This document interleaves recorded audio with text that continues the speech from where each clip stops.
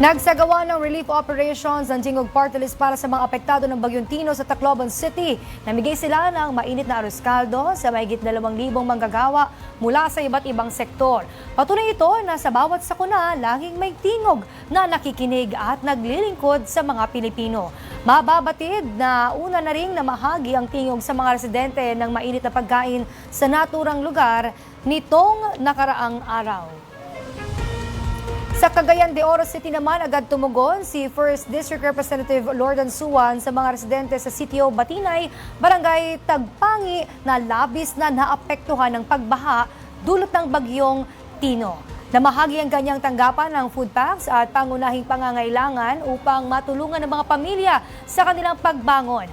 Ayon sa kongresista, patuloy ang kanilang aksyon upang matugunan ang pangangailangan ng kanilang mga distrito.